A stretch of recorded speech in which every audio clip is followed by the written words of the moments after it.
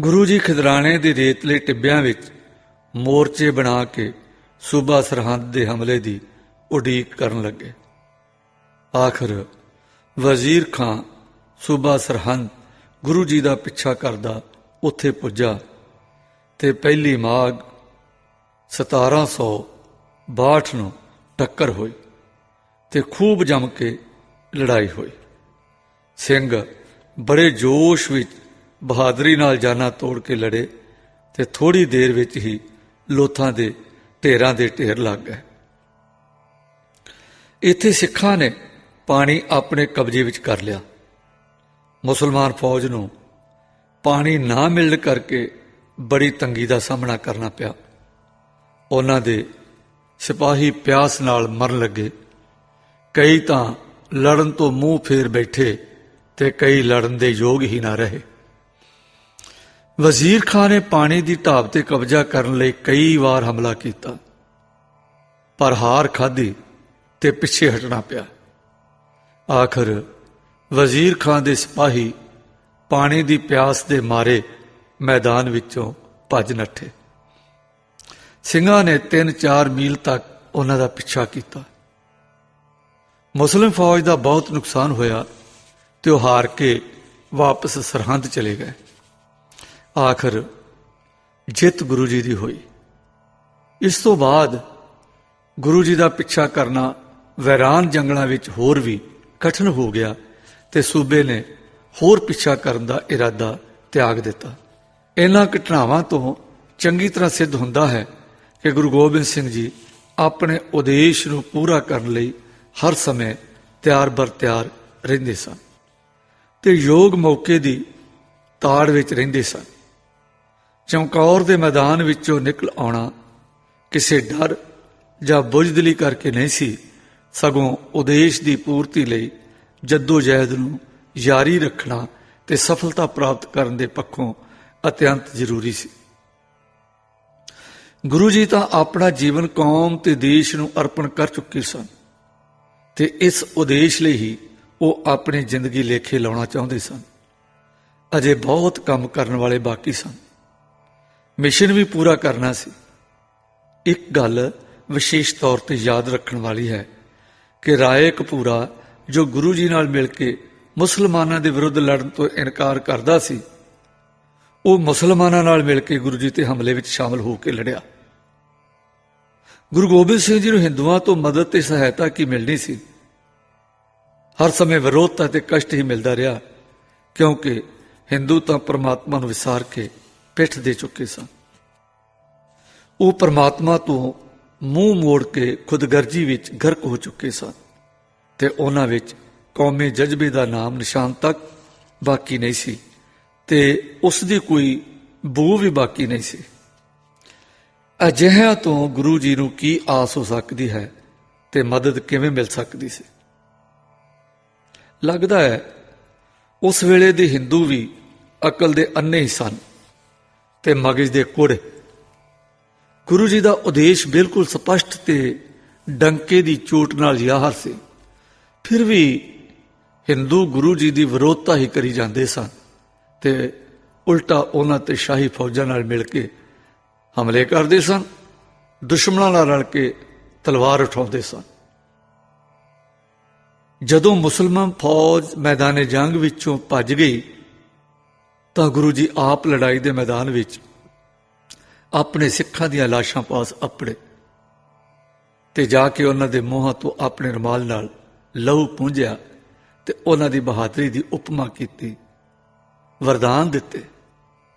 ਸ਼ਾਬਾਸ਼ ਬਹਾਦਰੋ, ਤੁਸੀਂ ਤਲਵਾਰ ਦੇ ਰਸਤੇ ਸਵਰਗ ਵਿੱਚ ਜਾ ਪਹੁੰਚੇ ਹੋ। ਮਾਂ ਸਿੰਘ ਮਾਝੇ ਦੇ ਸਿੰਘ ਦੇ ਸਰੀਰ ਵਿੱਚ ਅਜੇ ਕੁਝ ਸਾਹ ਬਾਕੀ ਸਨ।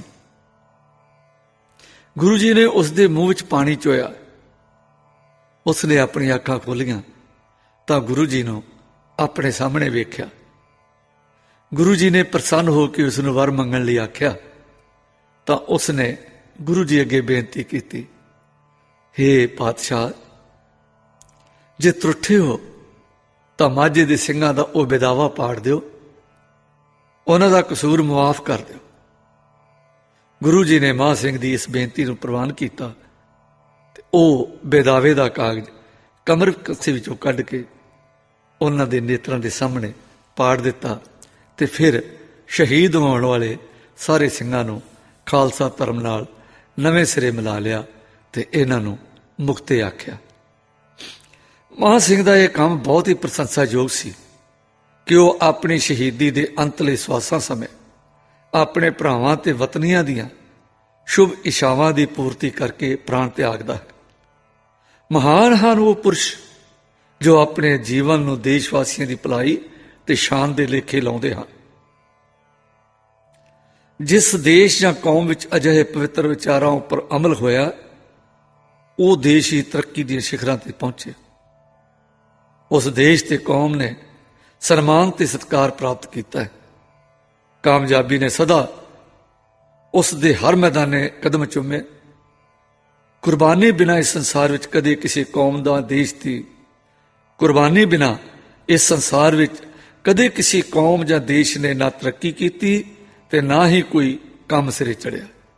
ਕੌਮੀ ਕਾਰਜਾਂ ਵਿੱਚ ਕੁਰਬਾਨੀ ਦੀ ਸਦਾ ਹੀ ਹਰ ਵਕਤ, ਹਰ ਕਾਲ, ਹਰ ਜ਼ਬਾਨ ਤੇ ਹਰ ਮੁਲਕ ਵਿੱਚ ਜ਼ਰੂਰਤ ਰਹੀ ਹੈ ਤੇ ਜ਼ਰੂਰਤ ਰਹੇਗੀ। ਇਸ ਤੋਂ ਬਿਨਾਂ ਕੋਈ ਕੌਮ ਵੱਡੀ ਨਹੀਂ ਅਖਵਾ ਸਕਦੀ ਤੇ ਵੱਡੀ ਨਹੀਂ ਬਣ ਸਕਦੇ। ਕੁਰਬਾਨੀ ਤਰੱਕੀ ਦੀ ਜਾਨ ਹੈ, ਬਲੀਦਾਨ ਬੁਲੰਦੀ ਦਾ ਨਿਰਵਾਣ ਹੈ।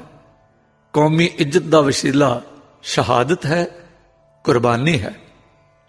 ਗੁਰੂ ਜੀ ਨੇ ਅਖੀਰ ਪੈਰ ਤੱਕ ਸਿੱਖਾਂ ਦਾ ਅੰਤਮ ਸੰਸਕਾਰ ਕੀਤਾ ਤੇ ਫਿਰ ਅੱਗੇ ਚਾਲੇ ਪਾ ਗਏ। ਇਸ ਅਸਥਾਨ ਤੇ ਇਹਨਾਂ ਸ਼ਹੀਦਾਂ ਦੀ ਯਾਦ ਵਿੱਚ ਇੱਕ ਸਰੋਵਰ ਬਣਿਆ ਹੈ ਜਿਸ ਦਾ ਨਾਂ ਮੁਕਤਸਰ ਭਾਵ ਮੁਕਤੀ ਜਾਂ ਨਿਜਾਤ ਦਾ ਤਲਾਬ ਰੱਖਿਆ ਗਿਆ ਹੈ ਅਤੇ ਇੱਥੇ ਮਰਨ ਵਾਲਿਆਂ ਨੂੰ ਮੁਕਤਾ ਕਹਿ ਕੇ ਸਨਮਾਨਿਆ ਗਿਆ ਹੈ। ਇਸ ਸਰੋਵਰ ਦੇ ਦੁਆਲੇ ਇੱਕ ਤਕੜਾ ਕਸਬਾ ਵੀ ਆਬਾਦ ਹੋ ਗਿਆ ਹੈ। ਇਸ ਤੋਂ ਪਿੱਛੋਂ ਗੁਰੂ ਜੀ ਕਈ ਪਿੰਡਾਂ ਵਿੱਚੋਂ ਲੰਘ ਕੇ ਬਜ਼ੀਦਪੁਰ ਪਹੁੰਚੇ, ਪਰ ਉਸ ਪਿੰਡ ਦੇ ਲੋਕਾਂ ਉਹਨਾਂ ਨੂੰ ਆਪਣੇ ਪਿੰਡ ਵਿੱਚ ਠਹਿਰ ਨਾ ਦਿੱਤਾ। ਇਸ ਜੰਗਲ ਵਿੱਚ ਕੁਝ ਬਰਾੜ ਸਿਪਾਹੀਆਂ ਤਨਖਾਹ ਲਈ ਝਗੜਾ ਕੀਤਾ, ਪਰ ਗੁਰੂ ਜੀ ਪਾਸ ਸਵਾਏ ਭੁੱਖ ਦੇ ਹੈ ਹੀ ਕੀ ਸੀ। ਇਹਨਾਂ ਹੀ ਦਿਨਾਂ ਵਿੱਚ ਕਈ ਵਾਰ 2-2 ਦਿਨ ਸਾਰੇ ਸਾਥੀ ਸਿੰਘਾਂ ਨੂੰ ਭੁੱਖਿਆਂ ਰਹਿਣਾ ਪੈਂਦਾ। ਤਨਖਾਹ ਕਿੱਥੋਂ ਆਉਂਦੀ? ਇਸ ਸਮੇਂ ਇੱਕ ਸ਼ਰਧਾਵਾਨ ਸਿੱਖ ਜੋ ਢੂੰਡਦਾ ਸਤਿਗੁਰੂ ਜੀ ਪਾਸ ਆਪਣੇ ਸ਼ਰਧਾ ਮਾਫਕ ਭੇਟਾ ਲੈ ਕੇ ਆਇਆ। ਉਹ ਗੁਰੂ ਜੀ ਦੇ ਪਾਸ ਆ ਕੇ ਅਰਪਣ ਕੀਤੇ।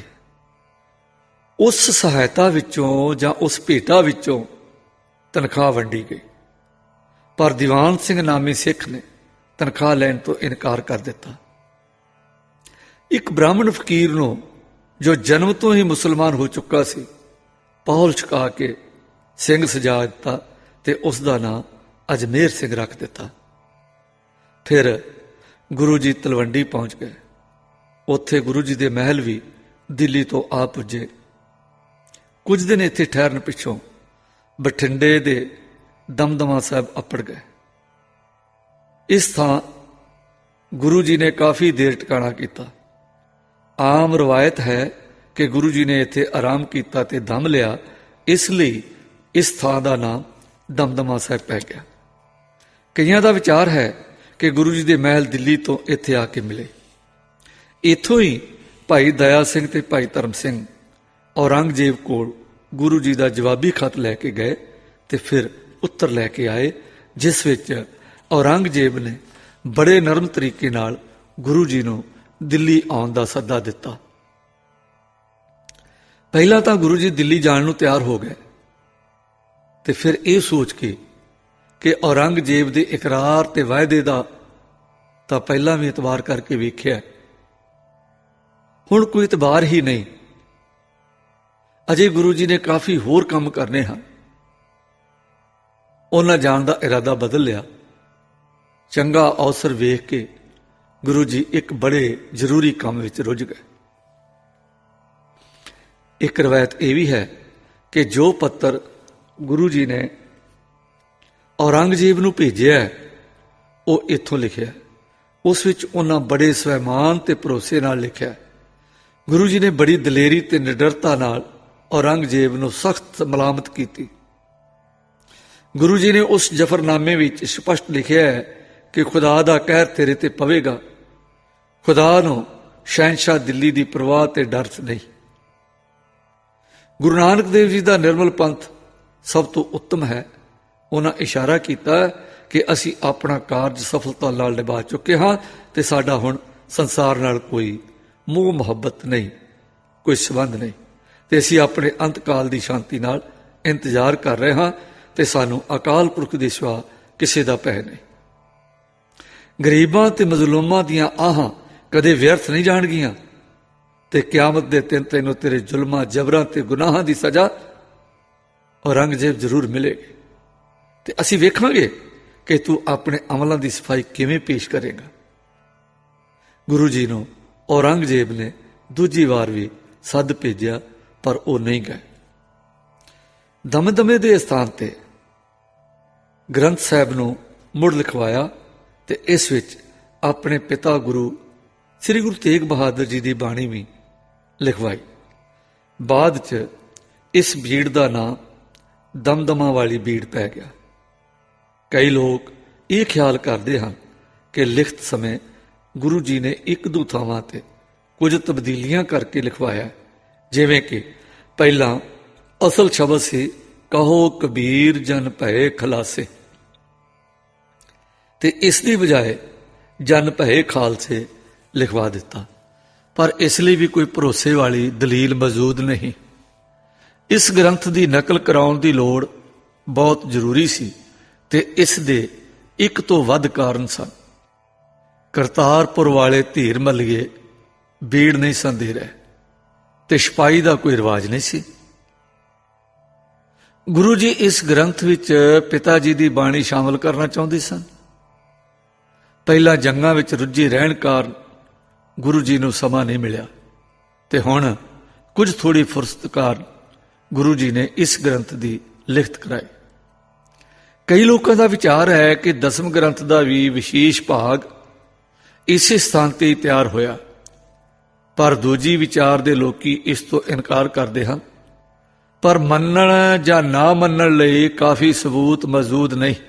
ਹਾਂ, ਇਹ ਅੰਦਾਜ਼ਾ ਜ਼ਰੂਰ ਹੈ ਕਿ ਕੁਝ ਫੁਰਸਤ ਦਾ ਸਮਾਂ ਹੋਣ ਕਰਕੇ ਗੁਰੂ ਜੀ ਨੇ ਇਸ ਲਿਖਤ ਵੱਲ ਵੀ ਕੁਝ ਨਾ ਕੁਝ ਧਿਆਨ ਦਿੱਤਾ ਹੋਵੇਗਾ, ਪਰ ਇਸ ਵਿੱਚ ਤੇ ਉੱਕਾ ਹੀ ਕੋਈ ਸ਼ੱਕ ਨਹੀਂ ਕਿ ਇਸ ਵਿਚਲੇ ਬਚਿੱਤਰ ਨਾਟਕ ਦੇ ਭਾਗ ਦੀ ਰਚਨਾ ਗੁਰੂ ਜੀ ਨੇ ਇਸੇ ਅਸਥਾਨ ਤੇ ਹੀ ਕੀਤੀ ਤੇ ਦਸਮ ਗ੍ਰੰਥ ਨੂੰ ਮੁਕੰਮਲ ਕੀਤਾ।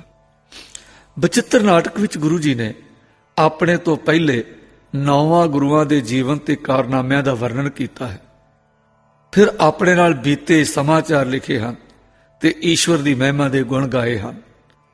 ਇਸ ਗੱਲ ਤੇ ਵਿਸ਼ੇਸ਼ ਬਲ ਦਿੱਤਾ ਹੈ ਕਿ ਜੋ ਵੀ ਉਹਨਾਂ ਕੀਤਾ ਹੈ ਖੁਦ ਨਹੀਂ ਕੀਤਾ, ਸਗੋਂ ਅਕਾਲ ਪੁਰਖ ਦੀ ਆਗਿਆ ਦਾ ਪਾਲਣ ਹੀ ਕੀਤਾ ਹੈ। ਬਾਕੀ ਸਮੇਂ ਵਿੱਚ ਗੁਰੂ ਜੀ ਇੱਥੇ ਧਰਮ ਪ੍ਰਚਾਰ ਹੀ ਕਰਦੇ ਰਹੇ ਤੇ ਆਪਣੀ ਸੰਗਤ ਨੂੰ ਨਵੇਂ ਸਿਰਿਓਂ ਇਕੱਠਾ ਕਰਨ ਦੇ ਯਤਨ ਕੀਤੇ, ਪਰ ਬਹੁਤੇ ਸਿੱਖ ਇਕੱਠੇ ਨਾ ਹੋ ਸਕੇ। ਗੁਰੂ ਗੋਬਿੰਦ ਸਿੰਘ ਜੀ ਦਮਦਮੇ ਸਾਹਿਬ ਤੋਂ ਆਪਣੇ ਮਿਸ਼ਨ ਦਾ ਪ੍ਰਚਾਰ ਦੂਜਿਆਂ ਪ੍ਰਾਂਤਾਂ ਵਿੱਚ ਕਰਨ ਲਈ ਦੱਖਣ ਵੱਲ ਚਲੇ ਗਏ। ਰਸਤੇ ਵਿੱਚ ਰਾਜਪੂਤਾਨੇ ਵਿੱਚੋਂ ਲੰਘੇ ਤੇ ਉਸ ਪਾਸੇ ਜਾਣ ਦਾ ਕਾਰਨ ਵੀ ਇਹ ਸੀ ਕਿ ਰਾਜਪੂਤ ਰਾਜਿਆਂ ਤੇ ਰਾਜਪੂਤ ਪਰਜਾ ਦਾ ਧਿਆਨ ਖਿੱਚਣ ਲਈ ਉਹਨਾਂ ਸਾਹਮਣੇ ਆਪਣਾ ਉਦੇਸ਼ ਪੇਸ਼ ਕਰਨਾ ਚਾਹੁੰਦੇ ਸਨ। ਜਿਸ ਜਿਸ ਜਗ੍ਹਾ ਵੀ ਰਾਜਪੂਤਾਨੇ ਵਿੱਚੋਂ ਗੁਰੂ ਜੀ ਲੰਘੇ, ਉੱਥੋਂ ਦੇ ਵਸਨੀਕਾਂ ਗੁਰੂ ਜੀ ਦਾ ਬਹੁਤ ਸਤਿਕਾਰ ਕੀਤਾ, ਬੜੀ ਇੱਜ਼ਤ ਤੇ ਸ਼ਾਨ ਮਾਨ ਨਾਲ ਗੁਰੂ ਜੀ ਦੀ ਆਓ ਭਗਤ ਕੀਤੀ ਤੇ ਉਹਨਾਂ ਦੇ ਉਪਦੇਸ਼ ਨੂੰ ਬੜੀ ਸ਼ਰਧਾ ਤੇ ਪ੍ਰੇਮ ਨਾਲ ਸੁਣਿਆ।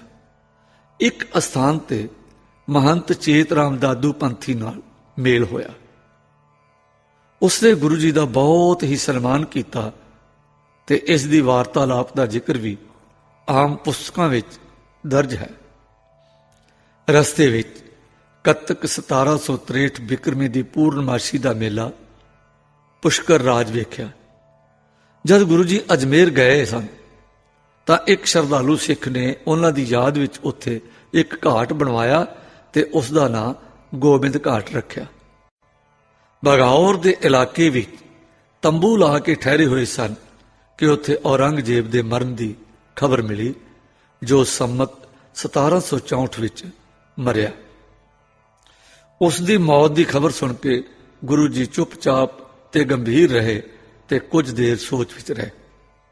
ਉਹਨਾਂ ਦੀ ਗੱਲਬਾਤ ਜਾਂ ਚਿਹਰੇ ਤੋਂ ਕਿਸੇ ਪ੍ਰਕਾਰ ਦੀ ਖੁਸ਼ੀ ਜਾਂ ਕਿਸੇ ਪ੍ਰਕਾਰ ਦੀ ਕਿਸੇ ਚਿੰਤਾ ਦਾ ਕੋਈ ਚਿੰਨ੍ਹ ਨਹੀਂ ਸੀ ਦਿਸਿਆ। ਔਰੰਗਜ਼ੇਬ ਦੇ ਮਰਨ ਪਿੱਛੋਂ ਤਖਤ ਲਈ ਉਸ ਦੇ ਪੁੱਤਰਾਂ ਵਿੱਚ ਖੂਬ ਤਲਵਾਰ ਚੱਲੀ ਤੇ ਤਿੱਖੀ ਜੰਗ ਛਿੜੀ। ਉਸ ਦਾ ਪੁੱਤਰ ਬਹਾਦਰ ਸ਼ਾਹ ਉਸ ਦੇ ਮਰਨ ਸਮੇਂ ਕਾਬਲ ਵਿੱਚ ਸੀ। ਅਜ਼ੀਮ ਸ਼ਾਹ ਨੇ ਆਪਣੇ ਛੋਟੇ ਭਰਾ ਕਾਮ ਬਖਸ਼ ਨੂੰ ਧੋਖੇ ਨਾਲ ਬੁਲਾ ਕੇ ਆਪਣੇ ਪਿਤਾ ਦੇ ਕਦਮਾਂ ਤੇ ਚੱਲਦਿਆਂ ਮਿਆਨ ਵਿੱਚੋਂ ਤਲਵਾਰ ਧੂ ਕੇ ਮੁਰਾਦ ਵਾਂਗ ਬੇਗੁਨਾਹ ਨੂੰ ਕਤਲ ਕਰ ਦਿੱਤਾ। ਬਹਾਦਰ ਸ਼ਾਹ ਦਾ ਮੁਕਾਬਲਾ ਇੱਕ ਸਖਤ ਦੁਸ਼ਮਣ ਨਾਲ ਆ ਪਿਆ ਤੇ ਉਸ ਨੂੰ ਡਰ ਸੀ ਕਿ ਕਿਤੇ ਉਸ ਦਾ ਵੀ ਦਾਰਾ ਸ਼ਿਕੋ ਵਾਲਾ ਹੀ ਹਾਲ ਨਾ ਹੋਵੇ। ਉਸ ਨੇ ਮੁਕਾਬਲੇ ਦੀ ਸਖਤ ਤਿਆਰੀ ਕੀਤੀ। ਬਹਾਦਰ ਸ਼ਾਹ ਨੇ ਇਸ ਮੌਕੇ ਤੇ ਗੁਰੂ ਗੋਬਿੰਦ ਸਿੰਘ ਜੀ ਪਾਸੋਂ ਮਦਦ ਮੰਗੀ। ਹੁਣ ਤੱਕ ਸਿੱਖਾਂ ਦਾ ਇੱਕ ਵੱਡਾ ਫੌਜੀ ਫਿਰਕਾ ਹੋਂਦ ਵਿੱਚ ਆ ਚੁੱਕਿਆ ਸੀ। ਸਿੱਖਾਂ ਦੀ ਫੌਜੀ ਤਾਕਤ ਦਾ ਲਾਭ ਹਾਸਲ ਕਰਨ ਦਾ ਜ਼ਰੀਆ ਉਸ ਨੂੰ ਗੁਰੂ ਗੋਬਿੰਦ ਸਿੰਘ ਜੀ ਹੀ ਨਜ਼ਰ ਆਏ। ਇਸ ਵਿੱਚ ਹੋ ਸਕਦਾ ਹੈ ਕਿ ਉਸ ਨੇ ਸੋਚਿਆ ਹੋਵੇ ਕਿ ਜੇ ਉਹ ਕਾਮਯਾਬ ਹੋ ਗਿਆ ਤਾਂ ਉਸ ਦੀ ਪਿੱਛੋਂ ਗੁਰੂ ਜੀ ਦੀ ਵਿਰੋਧਤਾ ਵੀ ਨਹੀਂ ਕਰਨਗੇ, ਤੇ ਇਸ ਇਰਾਦੇ ਤੋਂ ਕਿਸੇ ਨੂੰ ਉਸ ਵੇਲੇ ਭੁਲੇਖਾ ਵੀ ਨਹੀਂ ਸੀ ਕਿ ਗੁਰੂ ਜੀ ਇਸਲਾਮ ਦੀ ਜ਼ੁਲਮੀ ਹਕੂਮਤ ਦਾ ਸਫਾਇਆ ਹੀ ਕਰਨ ਤੇ ਤੁਲੇ ਹੋਏ ਸਨ। ਉਸਨੇ 2 ਹਿੰਦੂ ਦੀਵਾਨ ਗੁਰੂ ਜੀ ਪਾਸ ਸਹਾਇਤਾ ਮੰਗਣ ਲਈ ਭੇਜੇ। ਗੁਰੂ ਜੀ ਨੇ ਵੀ ਹਰ ਪੱਖੋਂ ਸੋਚ ਕੇ ਉਸ ਦੀ ਸਹਾਇਤਾ ਕਰਨੀ ਉਚਿਤ ਸਮਝੀ। ਉਸ ਵੇਲੇ ਕਿਸੇ ਹਿੰਦੂ ਟਾਕਰੇ ਦਾ ਤਾਂ ਸਵਾਲ ਹੀ ਨਹੀਂ ਸੀ।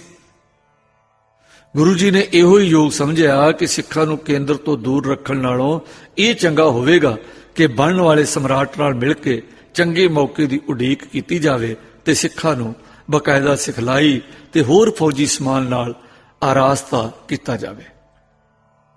ਇਹਨਾਂ ਵਿਚਾਰਾਂ ਨਾਲ ਗੁਰੂ ਜੀ ਨੇ ਉਸ ਦੀ ਮਦਦ ਕਰਨੀ ਸਵੀਕਾਰ ਕੀਤੀ। ਜਦੋਂ ਗੁਰੂ ਜੀ ਉਸ ਪਾਸ ਪਹੁੰਚੇ ਤਾਂ ਉਹ ਗੁਰੂ ਜੀ ਨਾਲ ਬੜੀ ਇੱਜ਼ਤ ਨਾਲ ਪੇਸ਼ ਆਇਆ। ਆਖਰ ਗੁਰੂ ਜੀ ਨੇ ਬਹਾਦਰ ਸ਼ਾਹ ਦਾ ਸਾਥ ਦਿੱਤਾ। ਆਗਰੇ ਜੋ ਵੱਡੀ ਜੰਗ ਦੋਹਾਂ ਭਰਾਵਾਂ ਬਹਾਦਰ ਸ਼ਾਹ ਤੇ ਆਜ਼ਮ ਸ਼ਾਹ ਵਿੱਚ ਹੋਈ, ਉਸ ਵਿੱਚ ਗੁਰੂ ਜੀ ਵੀ ਆਪਣੇ ਖਾਲਸਾਈ ਫੌਜ ਨਾਲ ਸ਼ਾਮਲ ਹੋਏ। ਇਹ ਸਾਖੀ ਪ੍ਰਚਲਿਤ ਹੈ ਕਿ ਆਜ਼ਮ ਨੂੰ ਹਾਥੀ ਤੇ ਬੈਠੇ ਨੂੰ ਗੁਰੂ ਜੀ ਨੇ ਤੀਰ ਮਾਰ ਕੇ ਗਿਰਾ ਦਿੱਤਾ। ਇਹ ਗੱਲ ਮੰਨਣ ਵਿੱਚ ਕੋਈ ਸ਼ੱਕ ਦੀ ਥਾਂ ਨਹੀਂ ਹੈ ਕਿ ਗੁਰੂ ਜੀ ਨੇ ਉਸ ਨੂੰ ਮਾਰਨ ਦੀ ਕੋਸ਼ਿਸ਼ ਕੀਤੀ ਹੋਵੇ। ਭਾਵੇਂ ਆਜ਼ਮ ਗੁਰੂ ਜੀ ਦੇ ਤੀਰ ਨਾਲ ਮਰਿਆ ਜਾਂ ਕਿਸੇ ਹੋਰ ਦੇ ਤੀਰ ਨਾਲ, ਇਸ ਨੂੰ ਇਤਿਹਾਸ ਦਾ ਹਿੱਸਾ ਰਹਿਣ ਦੀਏ। ਪਰ ਇਸ ਵਿੱਚ ਕੋਈ ਸ਼ੱਕ ਨਹੀਂ ਕਿ ਬਹਾਦਰ ਸ਼ਾਹ ਦੀ ਇਸ ਜਿੱਤ ਵਿੱਚ ਗੁਰੂ ਜੀ ਦਾ ਬਹੁਤ ਵੱਡਾ ਯੋਗਦਾਨ ਸੀ ਤੇ ਇਸ ਦੇ ਸਿਲੇ ਵਿੱਚ ਬਾਦਸ਼ਾਹ ਗੁਰੂ ਜੀ ਨੂੰ ਆਗਰੇ ਦਰਬਾਰ ਵਿੱਚ ਲਿਆਇਆ। ਗੁਰੂ ਜੀ ਕੁਝ ਸਮਾਂ ਆਗਰੇ ਟਿਕੇ। ਬਹਾਦਰ ਸ਼ਾਹ ਜਦੋਂ ਦੱਖਣ ਦੀ ਮੁਹਿੰਮ ਤੇ ਗਿਆ ਤਾਂ ਗੁਰੂ ਜੀ ਵੀ ਉਸ ਦੇ ਨਾਲ ਦੱਖਣ ਵੱਲ ਗਏ। ਦੱਖਣ ਵੱਲ ਜਾਣ ਤੋਂ ਪਹਿਲਾਂ ਆਪਣੇ ਧਰਮ ਪਤਨੀ ਸੁੰਦਰੀ ਜੀ ਨੂੰ ਇੱਕ ਪੁੱਤਰ ਗੋਦ ਲੈਣ ਦੀ ਆਗਿਆ ਦਿੱਤੀ, ਜਿਸ ਦਾ ਨਾਂ ਅਜੀਤ ਸਿੰਘ ਰੱਖਿਆ ਗਿਆ। ਬਹਾਦਰ ਸ਼ਾਹ ਨਾਲ ਮਥੁਰਾ, ਭਰਤਪੁਰ, ਜੈਪੁਰ ਹੁੰਦੇ ਹੋਏ ਗੁਰੂ ਜੀ ਉਜੈਨ ਪਹੁੰਚੇ। ਬਹਾਦਰ ਸ਼ਾਹ ਨੇ ਗੁਰੂ ਜੀ ਨੂੰ ਇੱਕ ਵੱਡੀ ਫੌਜ ਦਾ ਕਮਾਂਡਰ ਨਿਯੁਕਤ ਕਰਕੇ ਮਰਹੱਟਿਆਂ ਦੇ ਟਾਕਰੇ ਲਈ ਭੇਜਣਾ ਚਾਹਿਆ, ਜਿਸ ਦਾ ਅਰਥ ਇਹ ਸੀ ਕਿ ਉਹ ਗੁਰੂ ਜੀ ਨੂੰ ਮਰਹੱਟਿਆਂ ਨਾਲ ਟਕਰਾ ਕੇ ਆਪਣਾ ਉੱਲੂ ਸਿੱਧਾ ਕਰਨਾ ਚਾਹੁੰਦਾ ਸੀ। ਪਰ ਗੁਰੂ ਜੀ ਤਾਂ ਇਸ ਪ੍ਰਕਾਰ ਦੀ ਨੀਤੀ ਦੇ ਭਲੀ ਪ੍ਰਕਾਰ ਗਿਆਤਾ ਸਨ ਤੇ ਅਜਿਹੀ ਚਾਲ ਨੂੰ ਚੰਗੀ ਤਰ੍ਹਾਂ ਸਮਝਦੇ ਸਨ, ਸੋ ਉਹਨਾਂ ਮਰਹੱਟਿਆਂ ਦੇ ਟਾਕਰੇ ਤੇ ਜਾਣਾ ਪਸੰਦ ਨਾ ਕੀਤਾ। ਦੂਸਰਾ, ਇਹ ਵੀ ਪ੍ਰਭਾਵ ਜਾਂਦਾ ਸੀ ਕਿ ਸ਼ਾਇਦ ਗੁਰੂ ਗੋਬਿੰਦ ਸਿੰਘ ਜੀ ਨੇ ਬਹਾਦਰ ਸ਼ਾਹ ਦੀ ਨੌਕਰੀ ਕਰ ਲਈ ਹੋਵੇ, ਪਰ ਅਜਿਹਾ ਨਹੀਂ। ਉਹ ਸੁਤੰਤਰ ਅਕਾਲੀ ਜਮਾਲੀ ਨਿਰੰਕਾਰ ਦੇ ਪ੍ਰਤੀਨਿਧ ਬਾਦਸ਼ਾਹ ਸਨ।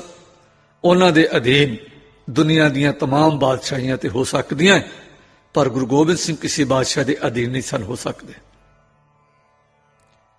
ਗੁਰੂ ਜੀ ਬਹਾਦਰ ਸ਼ਾਹ ਤੋਂ ਦੂਰ ਹੋ ਗਏ। ਗੁਰੂ ਜੀ ਉੱਥੋਂ ਚੱਲ ਕੇ ਕਈ ਥਾਵਾਂ ਦੀ ਸੈਰ ਕਰਕੇ ਨੰਦੇੜ ਪੁੱਜੇ। ਉੱਥੇ ਇੱਕ ਫਕੀਰ ਨਾਰਾਇਣ ਦਾਸ ਉਰਫ ਮਾਧੋ ਦਾਸ ਬੈਰਾਗੀ ਰਹਿੰਦਾ ਸੀ, ਜਿਸ ਨੂੰ ਗੁਰੂ ਜੀ ਮਿਲੇ। ਉਸ ਵਿੱਚ ਕਸ਼ਤਰੀਆਂ ਦੀ ਸਪਿਰਿਟ ਵੇਖੀ। ਗੁਰੂ ਜੀ ਨੇ ਅਨੁਮਾਨ ਲਾਇਆ ਕਿ ਉਸ ਵਿੱਚ ਲਤਾੜੇ ਜਾ ਰਹੇ ਹਿੰਦੂ ਧਰਮ ਲਈ ਕੁਰਬਾਨੀ ਕਰਨ ਦਾ ਜਜ਼ਬਾ ਤੇ ਅਣਖ ਪਿਆਰ ਦਾ ਵਲਵਲਾ ਅਜੇ ਮੌਜੂਦ ਸੀ। ਉਸ ਨੂੰ ਆਪਣਾ ਸੇਵਕ ਬਣਾਇਆ। ਉਸ ਦਾ ਨਾਮ ਬੰਦਾ ਸਿੰਘ ਰੱਖ ਕੇ ਉਸ ਨੂੰ ਸਰਹੰਦ ਵੱਲ ਤੋਰਿਆ। ਇਸ ਤੋਂ ਪਹਿਲਾਂ ਉਸ ਨੂੰ ਸਿੱਖ ਧਰਮ ਦੀ ਖਾਲਸਾ ਪੰਥ ਦੀ ਸਿੱਖਿਆ ਦਿੱਤੀ ਗਈ ਅਤੇ ਅੰਮ੍ਰਿਤਪਾਲ ਛਕਾ ਕੇ ਖਾਲਸਾ ਸਜਾਇਆ ਗਿਆ ਔਰ ਉਹ ਤਿਆਰ ਬਰ ਤਿਆਰ ਹੋ ਗਿਆ। ਬਹੁਤ ਸਾਰੇ ਸਿੱਖਾਂ ਨੂੰ ਹੁਕਮਨਾਮੇ ਲਿਖੇ ਗਏ ਕਿ ਉਹ ਬੰਦੇ ਦਾ ਸਾਥ ਦੇਣ ਤੇ ਉਸ ਨਾਲ ਮਿਲ ਕੇ ਜ਼ਾਲਮਾਂ ਨੂੰ ਕੀਤੀ ਦਾ ਫਲ ਚਖਾਉਣ। ਗੁਰੂ ਜੀ ਨੇ ਕੁਝ ਮੁਖੀ ਸਿੱਖ ਵੀ ਉਸ ਦੇ ਨਾਲ ਸਹਾਇਤਾ ਤੇ ਸੰਗਤ ਲਈ ਤੋਰੇ। ਗੁਰੂ ਜੀ ਨੇ ਬੰਦੇ ਨੂੰ ਤੋਰਨ ਲੱਗਿਆ ਉਸ ਪਾਸੋਂ ਕੁਝ ਵਚਨ ਲੈ, ਜਿਵੇਂ ਕਿ ਉਹ ਝੂਠ ਨਹੀਂ ਬੋਲੇਗਾ, ਫਿਰ ਆਪਣਾ ਵੱਖਰਾ ਧਰਮ ਨਾ ਗੱਦੀ ਨਹੀਂ ਚਲਾਏਗਾ, ਫਿਰ ਆਪਣਾ ਵੱਖਰਾ ਧਰਮ ਜਾਂ ਗੱਦੀ ਨਹੀਂ ਤੋਰੇਗਾ, ਗੁਰਗੱਦੀ ਲਗਾ ਕੇ ਨਹੀਂ ਬੈਠੇਗਾ, ਸਿੱਖਾਂ ਨੂੰ ਆਪਣੇ ਭਰਾ ਵੀਰ ਤੇ ਬਰਾਬਰ ਦਾ ਸਮਝੇਗਾ, ਤਾਂ ਹੀ ਜਿੱਤ ਉਸ ਦੇ ਕਦਮ ਚੁੰਮੇਗੀ। ਸਿੱਖਾਂ ਨੂੰ ਹੁਕਮਨਾਮਿਆਂ ਰਾਹੀਂ ਸੂਚਿਤ ਕੀਤਾ ਗਿਆ ਕਿ ਉਹ ਬੰਦੇ ਨਾਲ ਮਿਲ ਕੇ ਉਸ ਦਾ ਪੂਰੀ ਤਰ੍ਹਾਂ ਸਾਥ ਦੇਣ ਤੇ ਹੱਥ ਵੰਡਾਉਣ। ਗੁਰੂ ਜੀ ਨੇ ਉਸ ਨੂੰ ਆਪਣੀ ਤਲਵਾਰ ਬਖਸ਼ੀ। ਬੰਦੇ ਨੇ ਆਪਣਾ ਕਾਰਜ ਗੁਰੂ ਜੀ ਦੇ ਜੀਵਨ ਵਿੱਚ ਹੀ ਆਰੰਭ ਕਰ ਦਿੱਤਾ ਤੇ ਸਫਲਤਾ ਵੀ ਪ੍ਰਾਪਤ ਕੀਤੀ। ਸਰਹੰਦ ਨੂੰ ਲੁੱਟਣ ਤੇ ਬਰਬਾਦ ਕਰਨ ਦੀ ਖਬਰ ਜਦੋਂ ਗੁਰੂ ਜੀ ਨੂੰ ਅਪੜੀ ਤਾਂ ਉਹਨਾਂ ਕੋਈ ਖੁਸ਼ੀ ਪ੍ਰਗਟ ਨਹੀਂ ਕੀਤੀ, ਕਿਉਂਕਿ ਬਦਲਾ ਲੈਣਾ ਜ਼ੁਲਮ, ਜ਼ਾਲਮ, ਕਾਇਰ ਜਾਂ ਕਾਇਰਤਾ ਦਾ ਕੰਮ ਹੈ। ਪਰ ਦੁਸ਼ਮਣ ਨੂੰ ਆਪਣੀ ਕੀਤੀ ਦਾ ਫਲ ਵੀ ਮਿਲਣਾ ਚਾਹੀਦਾ। ਇਸ ਲਈ ਗੁਰੂ ਪਾਤਸ਼ਾਹ ਜੀ ਇਸ ਦਵੰਦ ਵਿੱਚ ਨਹੀਂ ਹਨ ਕਿ ਉਹ ਖੁਸ਼ੀ ਮਨਾਉਣ ਜਾਂ ਦੁੱਖ ਪ੍ਰਗਟ ਕਰ। ਅਵਲ ਤਾਂ ਇਹ ਕੰਮ ਉਹਨਾਂ ਦੇ ਉਦੇਸ਼ ਸਾਹਮਣੇ ਬਹੁਤ ਹੀ ਛੋਟਾ ਸੀ। ਜੋ ਮਨੁੱਖ ਇਹ ਦੁਨਿਆਵੀ ਸੁੱਖ ਤੇ ਖੁਸ਼ੀ ਮਾਣਨ ਲਈ ਨਹੀਂ, ਸਗੋਂ ਦੁਨੀਆ ਦੇ ਭਲੇ ਤੇ ਬਿਹਤਰੀ ਲਈ ਦੁੱਖ ਤੇ ਕਸ਼ਟ ਸਹਿਣ ਲਈ ਹੀ ਭੇਜਿਆ ਗਿਆ ਹੋਵੇ, ਉਸ ਨੂੰ ਅਜਿਹੀ ਤੁਸ਼ ਕਾਮਯਾਬੀ ਤੇ ਸੁੱਖ ਤੇ ਖੁਸ਼ੀ ਕੀ ਹੋ ਸਕਦੀ ਹੈ। ਵਾਸਤਵ ਵਿੱਚ ਸੱਚ ਤਾਂ ਇਹ ਸੀ ਕਿ ਗੁਰੂ ਗੋਬਿੰਦ ਸਿੰਘ ਜੀ ਇਹ ਦਰਸਾਉਣ ਆਏ ਸਨ ਕਿ ਕੁਰਬਾਨੀ ਤੇ ਕਸ਼ਟਾਂ ਦੇ ਖਮੀਰ ਨਾਲ ਸੁਖ ਤੇ ਸ਼ਾਂਤੀ ਦਾ ਸਰੀਰ ਤਿਆਰ ਹੁੰਦਾ ਹੈ। ਬੰਦੇ ਦੀ ਸਫਲਤਾ ਦੀ ਝਾਕੀ ਤੇ ਤਸੱਲੀ ਬਖਸ਼ ਕਾਰਵਾਈ ਵੇਖਣ ਦਾ ਬਹੁਤਾ ਸਮਾਂ ਗੁਰੂ ਜੀ ਨੂੰ ਨਾ ਮਿਲਿਆ ਤੇ ਪ੍ਰਮਾਤਮਾ ਵੱਲੋਂ ਉਹਨਾਂ ਨੂੰ ਬੁਲਾਵਾ ਆ ਪੁੱਜਾ, ਜਿਸ ਲਈ ਹਰੇਕ ਨੂੰ ਹਰ ਵਕਤ ਤਿਆਰ ਬਰ ਤਿਆਰ ਰਹਿਣਾ ਚਾਹੀਦਾ ਹੈ। ਗੁਰੂ ਗੋਬਿੰਦ ਸਿੰਘ ਜੀ ਨਾਂਦੇੜ ਦੇ ਨੇੜੇ ਗੋਦਾਵਰੀ ਨਦੀ ਦੇ ਕੰਢੇ ਸੁੰਦਰ ਕੁਦਰਤੀ ਨਜ਼ਾਰਿਆਂ ਵਿੱਚ ਆਪਣਾ ਤੰਬੂ ਲਗਾ ਕੇ ਟਿਕੇ ਹੋਏ ਸਨ।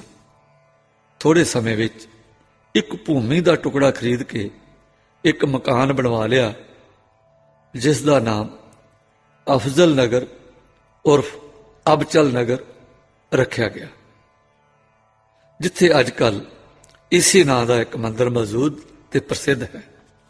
ਇੱਥੇ ਗੁਰੂ ਜੀ ਕਾਫੀ ਸਮਾਂ ਟਿਕੇ ਤੇ ਕਾਫੀ ਸਿੱਖ ਸੇਵਕ ਹਰ ਪਾਸਿਓਂ ਆ ਇਕੱਠੇ ਹੋਏ। ਇੱਥੇ ਗੁਰੂ ਜੀ ਦਾ ਸਮਾਂ ਵਧੇਰੇ ਭਜਨ ਕੀਰਤਨ ਵਿੱਚ ਬੀਤਦਾ। ਦੁਪਹਿਰ ਨੂੰ ਲੰਗਰ ਵਿੱਚ ਭੋਜਨ ਛਕਦੇ, ਜਿਸ ਵਿੱਚ ਸਭ ਗਰੀਬਾਂ ਨੂੰ ਭੋਜਨ ਛਕਾਇਆ ਜਾਂਦਾ ਸੀ। ਬਾਅਦ ਦੁਪਹਿਰ ਗ੍ਰੰਥ ਦੀ ਕਥਾ ਸੁਣਦੇ ਤੇ ਕਦੇ-ਕਦੇ ਸ਼ਾਮ ਨੂੰ शिकार खेडण जांदे। गुरु जी कछत्री ते मर्यादा पुरुषोत्तम सन ते अपने खालसे सामने सदा मिसाल कायम रखते कि किवें खालसे नूं अपना जीवन ईश्वर भगती, गरीबां ते मुताजियां दी मदद, कछत्रीपुणे ते वीरता दे कारजां विच लाउणा चाहीदा है। इत्थे ही गुरु जी नूं खबर मिली कि 13 जेठ 1764 बिक्रमी नूं बंदे ने सूबा सरहंद नूं लड़ाई दे मैदान विच कतल करके जबरदस्त बदला लिया है। ये खबर सुन के सिखां तां खुशी मनाई, पर गुरु जी ने बड़ी गंभीरता ते ठरमे नाल आख्या कि जो अकाल पुरख दा हुक्म सी उही होया है ते किसी प्रकार दी खुशी नहीं प्रगट की। जो दिल दुखां दी कोई परवाह नहीं सी करदा, तकलीफां कष्टां ते मुसीबतां तो घबरांदा नहीं सी, ਉਹ ਅਜਿਹੀ ਤੁਸ਼ ਕਾਮਯਾਬੀ ਤੇ ਕਿਵੇਂ ਖੁਸ਼ ਹੋ ਸਕਦਾ ਸੀ। ਗੁਰੂ ਜੀ ਤਾਂ ਦਿਲ ਵਿੱਚ ਦਰਦ ਰੱਖਣ ਵਾਲੇ ਤੇ ਨੇਕ ਦਿਲ ਮਹਾਨ ਇਨਸਾਨ ਸਨ। ਉਹ ਕਿਸੇ ਦਾ ਲੋਭ ਵਹਾਨ ਤੇ ਬਰਬਾਦੀ ਤੇ ਖੁਸ਼ ਕਿਸ ਤਰ੍ਹਾਂ ਹੋ ਸਕਦੇ ਸਨ। ਹਾਂ, ਫਰਜ਼ ਦੀ ਪੂਰਤੀ ਦੂਜੀ ਗੱਲ ਹੈ ਤੇ ਫਰਜ਼ ਨੇ ਗੁਰੂ ਜੀ ਨੂੰ ਮਜਬੂਰ ਕੀਤਾ ਕਿ ਉਹ ਆਪਣੇ ਉਦੇਸ਼ ਦੀ ਪੂਰਤੀ ਲਈ ਅਜਿਹੇ ਮੁਸ਼ਕਲ ਤੇ ਖਤਰਨਾਕ ਤਰੀਕੇ ਅਪਣਾਉਣ। बहादुर शाह दखण की मुहिम तो वेला होके अहमदनगर नूं जित के नांदेड़ लागों लंघिया ते गुरु गोबिंद सिंह जी नूं मिलिया। उसने गुरु जी नूं नाल लिजाण दी कोशिश भी की, पर गुरु जी इनकार कर दिता। बहादुर शाह नूं गुरु जी की होंद शुरू तो ही कंडे वांग चुभदी सी। वो चंगी तरह जानदा सी कि गुरु जी का उद्देश की सी।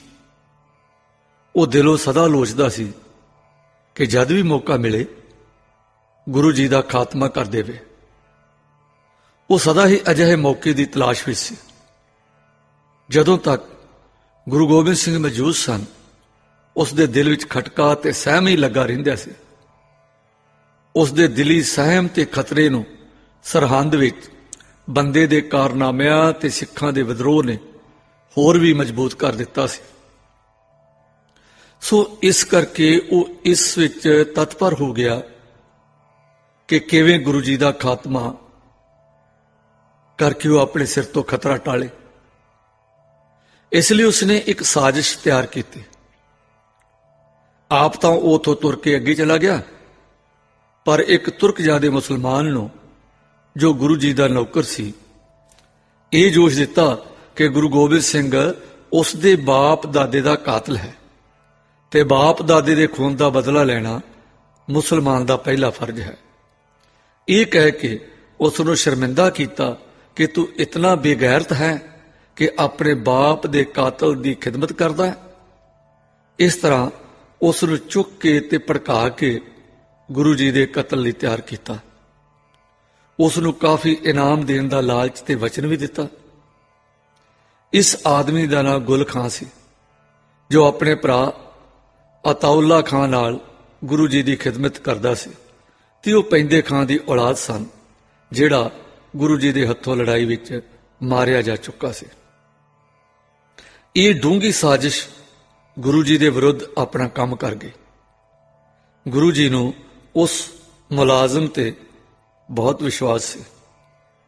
ਗੁਲ ਖਾਂ ਨੇ 4 ਭਾਦੋਂ 1764 ਬਿਕਰਮੀ ਨੂੰ ਗੁਰੂ ਗੋਬਿੰਦ ਸਿੰਘ ਜੀ ਨੂੰ ਬਿਲਕੁਲ ਇਕੱਲੇ ਸੁੱਤੇ ਪਿਆ ਨੂੰ ਮੌਕਾ ਵੇਖ ਕੇ ਪੇਟ ਵਿੱਚ ਕਟਾਰ ਖੋਭ ਦਿੱਤੇ। ਗੁਰੂ ਜੀ ਜ਼ਖਮ ਲੱਗਦੇ ਸਾਰ ਸਾਵਧਾਨ ਹੋ ਗਏ ਤੇ ਇੱਕ ਹੱਥ ਨਾਲ ਜ਼ਖਮ ਨੂੰ ਦਬਾ ਕੇ ਤੇ ਦੂਜੇ ਹੱਥ ਨਾਲ ਤਲਵਾਰ ਫੜ ਕੇ ਆਪਣੇ ਕਾਤਲ ਤੇ ਅਜਿਹਾ ਭਰਪੂਰ ਵਾਰ ਕੀਤਾ ਕਿ ਉਸ ਨੂੰ ਉੱਥੇ ਹੀ ਢੇਰ ਕਰ ਦਿੱਤਾ। ਜ਼ਖਮ ਭਾਵੇਂ ਬਹੁਤਾ ਡੂੰਘਾ ਨਹੀਂ ਸੀ, ਪਰ ਨਾਜ਼ੁਕ ਜਗ੍ਹਾ ਤੇ ਜ਼ਰੂਰ ਸੀ। ਸਿੱਖ ਇਕੱਠੇ ਹੋ ਗਏ ਤੇ ਸਿਆਣਾ ਜਰਾਹ ਬੁਲਾ ਕੇ ਮਲਮ ਪੱਟੀ ਵੀ ਕੀਤੀ ਤੇ ਜ਼ਖਮ ਨੂੰ ਟਾਂਕੇ ਵੀ ਲਾ ਦਿੱਤੇ ਗਏ। ਕੁਝ ਦਿਨਾਂ ਵਿੱਚ ਜ਼ਖਮ ਭਰਨ ਲੱਗਾ ਤੇ ਸਿਹਤ ਦੇ ਚਿਹਰੇ ਦਿਸਣ ਲੱਗੇ। ਗੁਰੂ ਜੀ ਨੇ ਇੱਕ ਦਿਨ ਕਮਾਨ ਤੇ ਤੀਰ ਅੰਦਾਜ਼ੀ ਦੇ ਨਿਸ਼ਾਨੇ ਦਾ ਯਤਨ ਕੀਤਾ ਤੇ ਇਸ ਜ਼ੋਰ ਅਜ਼ਮਾਈ ਦੇ ਵਿੱਚ ਜ਼ਖਮ ਫਿਰ ਤਾਜ਼ਾ ਹੋ ਗਿਆ। ਜ਼ਖਮ ਵਿੱਚ ਫਿਰ ਸੋਜ ਪੈ ਗਈ ਜ਼ਖਮ ਨੂੰ ਅੱਛਾ ਕਰਨ ਵਿੱਚ ਪੂਰਾ ਜ਼ੋਰ ਲਾਇਆ ਗਿਆ, ਪਰ ਜ਼ਖਮ ਅੱਛਾ ਨਾ ਹੋਇਆ ਤੇ ਦਿਨੋਂ ਦਿਨ ਖਰਾਬ ਹੀ ਹੁੰਦਾ ਗਿਆ। ਗੁਰੂ ਜੀ ਨੇ ਆਪਣੇ ਦੁਸ਼ਮਣ ਤੇ ਵਿਰੋਧੀ ਸ਼੍ਰੇਣੀ ਦੇ ਪਠਾਨ ਹੱਥੋਂ ਘਾਇਲ ਹੋ ਕੇ ਆਪਣੇ ਪ੍ਰੇਮ ਸੰਦੇਸ਼ ਤੇ ਵਤਨ ਦੀ ਆਜ਼ਾਦੀ ਦੇ ਚਾਰਟਰ ਦੀ ਸੰਪੂਰਨਤਾ ਤੇ ਆਪਣੇ ਗਰਮ ਤੇ ਤਾਜ਼ਾ ਲਹੂ ਨਾਲ ਦਸਤਖਤ ਕੀਤੇ। ਅੱਖਰ ਅੱਖਰ ਸਾਰੀ ਹੀ ਲਿਖਤ ਸਮਾਪਤ ਇਸ ਸ਼ਬਦ ਤੱਕ ਗੁਰੂ ਜੀ ਨੇ ਆਪਣੇ ਖੂਨ ਦੀ ਲਾਲ ਛਾਈ ਨਾਲ ਹੀ ਲਿਖੇ। ਜਿਸ ਵਸੀਅਤ ਜਾਂ ਕੌਮੀ ਆਜ਼ਾਦੀ ਦੇ ਚਾਰਟਰ ਨੂੰ ਗੁਰੂ ਜੀ ਨੇ ਆਪਣੇ ਸਾਰੇ ਆਰਾਮ, ਸੁੱਖ ਤੇ ਖੁਸ਼ੀਆਂ ਦੀ ਕੁਰਬਾਨੀ ਦੀ ਸ਼ਾਹੀ ਵਿੱਚ ਆਪਣੇ ਜਿਗਰ ਦਾ ਖੂਨ ਪਾਣੀ ਦੀ ਥਾਂ ਮਿਲਾ ਕੇ ਦੇਸ਼ ਭਗਤੀ ਦੇ ਕਾਗਜ਼ ਤੇ ਕੌਮੀ ਪਿਆਰ ਦੀ ਕਲਮ ਨਾਲ ਲਿਖਣਾ ਆਰੰਭਿਆ ਸੀ, ਆਪਣੀ ਕੌਮ ਲਈ ਉਹਨਾਂ ਆਖਿਆ ਸੀ, कभी हम और तुम भी थे आशना, तुम्हें याद हो ना हो। भाव ये कि कदी मेरी तेरी भी सांस सी, तैनू याद है कि नहीं। ते दिलदारी नाल लिखिया कि जितना हबाबे हस्ती का दरिया रवां रहे, अफसोस मैं ना रहूं और जहां रहे। भाव ये कि पानी दे बुलबुले दी होंद दी नदी कद तक वहेगी, अफसोस मैं रहा जा न रहा पर जहान कायम रहे। इस तोशे नूं गुरु जी ने अपने दो वड्डे पुत्रां ते पंजां प्यारियां दे खून नाल खत्म कीता ते इस उत्ते अपने दो छोटे मासूम पुत्रां दी कुर्बानी दे लहू नाल शहादत भाव गवाही लिखवाई ते अपने खून नाल इस दी समाप्ति कीती। इस वसीयत दा आद ते अंत खून नाल लिखिया गया। गुरु अर्जन देव जी, गुरु तेग बहादुर जी दे ते होर पूर्व सिखां दे शहीदी खून नाल इस वसीयत दा आरंभ होया सी ते गुरु जी दे जवान बच्चों दे खून नाल इस दा मजमून लिखिया गया, जो मासूम बच्चों दे शहीदी खून नाल गवाही हुई ते गुरु जी दे अपने खून नाल इस दी समाप्ति हुई। खालसे दे शहनशाह ते सच्चे पातशाह दे मरसिए दा केवल सिरलेख ही खून नाल नहीं लिखिया गया, उसका हर नुकता, हर हरफ, हर शतर, हर लाइन खून नाल लिखी गई है। लिखी भी गई अजिहे खून नाल कि वह कभी भी सुकेगा नहीं ते जमाने दे अंत तक ताजे दा ताजा रहेगा। गुरु जी दे जख्मां दे मुड़ ताजा हो जाण पिछों जितनी भी कोशिश उन्होंने ठीक करने की कीती गई, वो खराब ही हुंदे गए ते अंतिम समा नेड़े आ पुजा। गुरु जी ने 5 पैसे ते नरेल मंगवा के प्रचलित रस्म अनुसार ग्रंथ जी अगे रखे, मत्था टेकिया ते खालसे नूं आख्या कि साडे पिछों खालसे दा गुरु केवल ते केवल ग्रंथ जी होणगे। ये अजिहा जुगो जुग अटल गुरु होएगा जो परलोक तक तुहाडी अगवाई करेगा ते सदा तुहानूं उपदेश, आत्मक प्रकाश ते सुख शांति देवेगा। तुसां साडे पिछों कदे भी किसी हालत विच भी ते किसी बिपत काल विच भी किसी मनुख नूं अपना गुरु स्वीकार नहीं करना, सवाए पूर्ण परमात्मा ते इस ग्रंथ दे किसी अगे भी सीस नहीं झुकाउणा ते ना ही किसी होर दे सिख सेवक बनना। आखिरी उपदेश विच गुरु जी ने सिखां नूं हदायत की कि वह हमेशा दृढ़ विश्वासी, पक्के इरादे ते चढ़दी कला विच रहण। जिथे भी 5 सिख इकत्तर होणगे उत्थे ही उन्हां विच गुरु गोबिंद सिंह जी खुद मौजूद होणगे। किसी नूं खालसा धर्म विच प्रवेश करन लई पाहुल देण दा अधिकार केवल ते केवल 5 ਸਿੰਘਾਂ ਨੂੰ ही होवेगा। गुरियाई दे सिलसिले नूं समाप्त करके गुरु जी ने बहुत वड्डा काम किया है। गुरु जी बड़े तजर्बाकार, दूर अंदेश ते पारदर्शी सन। वो सुचज्जी ते निपुण सन, समय की नबज की पछाण रखते सन। इसे करके उन्हें बड़ी सियाणप, सुगड़ता ते दूर अंदेशी नाल इस सिलसिले नूं समाप्त करके खालसा धर्म नूं आउण वालियां गिरावटां तो बचा लिया। इहो ही कारण है कि 300 साल पिछों भी खालसा धर्म जिथों तक इस दे मुढ़ले असूलों का संबंध है अजे तक विशेष करके ਖਾਲਸ ਹੀ ਹੈ। 5 ਸਿੱਖਾਂ ਨੂੰ ਹੀ ਪੌਲ ਦੇਣ ਦਾ ਅਧਿਕਾਰ ਦੇਣਾ, ਧਾਰਮਿਕ ਸਾਂਝੀਵਾਲਤਾ ਦੀ ਪਰੰਪਰਾ ਦੀ ਨੀਂਹ ਤੇ ਨਵੀਨ ਬਰਾਦਰੀ ਦੀ ਸਥਾਪਨਾ, ਇਸ ਤਰੀਕੇ ਨਾਲ ਗੁਰੂ ਡੰਮ ਤੇ ਗੁਲਾਮੀ ਦੇ ਮਾੜੇ ਤੇ ਭਿਆਨਕ ਰੋਗ ਜਿਸ ਦੇ ਨਮੂਨੇ ਹਿੰਦੂਆਂ ਵਿੱਚ ਆਮ ਵੇਖੇ ਜਾਂਦੇ ਸਨ ਤੇ ਜੋ ਬ੍ਰਾਹਮਣੀ ਧਰਮ ਦੀ ਸਿੱਖਿਆ ਨੇ ਪੈਦਾ ਕੀਤੇ ਸਨ ਦਾ ਉੱਕਾ ਹੀ ਖਾਤਮਾ ਕਰਨਾ ਸੀ। ਇਹ ਅਜਿਹਾ ਉਦੇਸ਼ ਸੀ ਜਿਸ ਲਈ ਗੁਰੂ ਜੀ ਸਾਰੀ ਉਮਰ ਹੀ ਜੂਝੇ ਤੇ ਕਿਸੇ ਤਰ੍ਹਾਂ ਵੀ ਇਸ ਤੋਂ ਅਵੇਸਲੇ ਨਹੀਂ ਸਨ ਹੋ ਸਕਦੇ। ਗ੍ਰੰਥ ਸਾਹਿਬ ਨੂੰ ਗੁਰੂ ਅਸਥਾਪਨ ਕਰਨ ਦੇ ਦੂਜੇ ਦਿਨ 15 ਕੱਤਕ 1765 ਸੰਮਤ ਨੂੰ ਗੁਰੂ ਜੀ ਨੇ ਇਸ਼ਨਾਨ ਸੋਧ ਕੇ ਬਸਤਰ ਸ਼ਸਤਰ ਸਜਾਏ ਤੇ ਸ਼ਬਦ ਕੀਰਤਨ ਉਪਰੰਤ ਬਿਸਤਰੇ ਤੇ ਲੇਟ ਗਏ ਤੇ ਬਾਣੀ ਸੁਣਦੇ ਸਦਾ ਲਈ ਇਸ ਸੰਸਾਰ ਤੋਂ ਵਾਹਿਗੁਰੂ ਜੀ ਕਾ ਖਾਲਸਾ ਵਾਹਿਗੁਰੂ ਜੀ ਕੀ ਫਤਿਹ ਬੁਲਾ ਕੇ ਆਪਣੀ ਜੋਤ ਅਕਾਲ ਪੁਰਖ ਵਿੱਚ ਲੀਨ ਕਰ ਗਏ। ਸਿੱਖਾਂ ਨੇ ਗੁਰੂ ਜੀ ਦੇ ਸਰੀਰ ਨੂੰ ਅਗਨੀ ਕੁੰਡ ਵਿੱਚ ਰੱਖ ਕੇ ਆਹੂਤੀ ਨੂੰ ਸੰਪੂਰਨ ਕਰ ਦਿੱਤਾ। ਮੁਸੀਬਤ ਫਸੀ ਹਿੰਦੂ ਜਾਤੀ ਲਈ ਸਾਜਿਆ ਤੇ ਭੇਜਿਆ ਹੋਇਆ ਵਿਅਕਤੀ, ਜਿਸ ਦੀ ਰੌਸ਼ਨੀ ਵਿੱਚ ਹਿੰਦੂ ਜਾਤੀ ਨੇ ਦੁਬਾਰਾ ਦੇਖਣਾ ਸ਼ੁਰੂ ਕੀਤਾ, ਜਿਸ ਦੀ ਗੁਰਮੈਸ਼ ਨਾਲ ਉਹਨਾਂ ਦੀ ਉਜੜੀ ਬਾਗਾਂ ਦੇ ਸੁੱਕੇ ਮਰਜਾਏ ਤੇ ਕੁਮਲਾਏ ਬੂਟਿਆਂ ਵਿੱਚ ਫਿਰ ਮੁੜ ਹਰਿਆਵਲ ਤੇ ਰੌਣਕ ਆਈ, ਕਾਲ ਦੇ ਹਨੇਰੇ ਵਿੱਚ ਸਦਾ ਲਈ ਛੁਪ ਗਿਆ। ਉਹ ਕੌਮ ਲਈ ਆਸ਼ਾਵਾਂ ਦੀ ਕਿਰਨ, ਦੇਸ਼ ਦੇ ਪ੍ਰੇਮ ਦੀ ਕੜਕਦੀ ਬਿਜਲੀ, ਭਾਰਤ ਭੂਮੀ ਦੀ ਦੇਸ਼ ਭਗਤੀ ਦੇ ਕਤਰਿਆਂ ਨਾਲ ਭਰਪੂਰ ਬੱਦਲ, ਜਿਨ੍ਹਾਂ ਨਾਲ ਹਿੰਦੂ ਜਾਤੀ ਦੇ ਸੜਦੇ ਹਿਰਦੇ ਤੇ ਸਰੀਰ ਨੂੰ ਅਤੇ ਤਪਦੇ ਹਿਰਦਿਆਂ ਨੂੰ ਠੰਡਕ ਮਿਲਦੀ ਸੀ, ਉਸ ਨੂੰ ਕਾਲ ਦੀ ਹਨੇਰੀ ਭਾਰਤ ਦੇ ਆਕਾਸ਼ ਤੋਂ ਉਡਾ ਕੇ ਲੈ ਗਈ। ਉਹ ਦਰਿਆ ਜਿਸ ਦੇ ਨਿਰਮਲ ਜਲ ਦੀਆਂ ਲਹਿਰਾਂ ਨਾਲ ਭਾਰਤ ਵਰਸ਼ ਦੇ ਉਜੜੇ ਹੋਏ ਖੇਤ, ਬ੍ਰਿਸ਼ ਤੇ ਬੂਟੇ ਮੁੜ ਹਰੇ ਭਰੇ ਹੋਣਾ ਸਦਾ ਲੋਚਦੇ ਸਨ, ਤੇਜ ਹੜ ਬਣ ਕੇ ਵਹਿ ਗਿਆ। ਉਹ ਮਹਾਨ ਆਤਮਾ ਜੋ ਮੁਰਦਾ ਹੋ ਚੁੱਕੀ ਹਿੰਦੂ ਜਾਤੀ ਨੂੰ ਸੁਰਜੀਤ ਕਰਨ ਆਈ ਸੀ, ਸੰਸਾਰ ਤੋਂ ਅਲੋਪ ਹੋ ਗਈ। ਉਹ ਪ੍ਰੇਮ ਨਾਲ ਮਗਦਾ ਦਿਲ ਜੋ ਹਿੰਦੂ ਜਾਤੀ ਲਈ ਜਿਗਰ ਦਾ ਲਹੂ ਸੀ, ਉਸ ਦੀ ਭਲਾਈ ਤੇ ਉੱਨਤੀ ਲਈ ਤੜਫਦਾ ਸੀ, ਸਦਾ ਲਈ ਠੰਡਾ ਹੋ ਗਿਆ। ਦੇਸ਼ ਦਾ ਸੱਚਾ ਪ੍ਰੇਮੀ ਤੇ ਹਿੰਦ ਵਾਸੀਆਂ ਦਾ ਸੱਚਾ ਮਿੱਤਰ ਤੇ ਦਰਦੀ, ਗਮ ਵੰਡਣ ਵਾਲਾ, ਸ਼ੁਭ ਇਸ਼ਕ ਤੇ ਸੱਚਾ ਸੁੱਚਾ ਰਹਿਬਰ, ਆਗੂ ਤੇ ਜਰਨੈਲ ਆਖਰ ਚਲਾ ਗਿਆ। ਪਰ ਆਪਣੀਆਂ ਹੱਡੀਆਂ ਦੀ ਖਾਦ ਤੇ ਆਪਣੇ ਖੂਨ ਦੇ ਪਾਣੀ ਨਾਲ ਕੌਮੀ ਬੂਟੇ ਦੀ ਕਲਮ ਲਾ ਗਿਆ, ਜੋ ਫੁੱਟਿਆ, ਵਧਿਆ, ਫੁੱਲਿਆ ਤੇ ਫਲ ਲਿਆਇਆ। ਇਹ ਉੱਪਰਲੇ ਵਿਚਾਰ ਲਾਲਾ ਦੌਲਤ ਰਾਏ ਜੀ ਦੀ ਆਪਣੀ ਸੋਚਣੀ ਹਨ, ਪਰ ਆਮ ਤੌਰ ਤੇ ਜੋ ਖਾਲਸਾ ਪੰਥ ਵਿੱਚ ਪ੍ਰਚਲਿਤ ਰਵਾਇਤ ਹੈ, ਉਸ ਦੇ ਅਨੁਸਾਰ ਗੁਰੂ ਜੀ ਨੇ ਹਜ਼ੂਰੀ ਸਿੰਘਾਂ ਨੂੰ ਹੁਕਮ ਕੀਤਾ ਕਿ ਇੱਕ ਵਿਸ਼ੇਸ਼ ਸਮਿਆਨਾ ਤਿਆਰ ਕੀਤਾ ਜਾਏ। ਉਸ ਦੇ ਅੰਦਰ ਦਾਹ ਸੰਸਕਾਰ ਸਮੱਗਰੀ ਸਥਾਪਿਤ ਕੀਤੀ ਜਾਏ। ਹੁਕਮ ਅਨੁਸਾਰ ਸਾਰੀ ਤਿਆਰੀ ਕੀਤੀ ਗਈ। ਹਜ਼ੂਰੀ ਸਿੰਘਾਂ ਨੇ ਬੇਨਤੀ ਕੀਤੀ ਕਿ ਸਤਿਗੁਰੂ ਜੀ, ਸੰਗਤ ਅਤੇ ਖਾਲਸੇ ਨੂੰ ਕਿਸ ਲੜ ਲਾਇਆ ਜੇ? ਗੁਰੂ ਜੀ ਨੇ ਸ਼ਬਦ ਪੋਥੀ ਪ੍ਰਕਾਸ਼ਿਤ ਕਰਵਾਈ।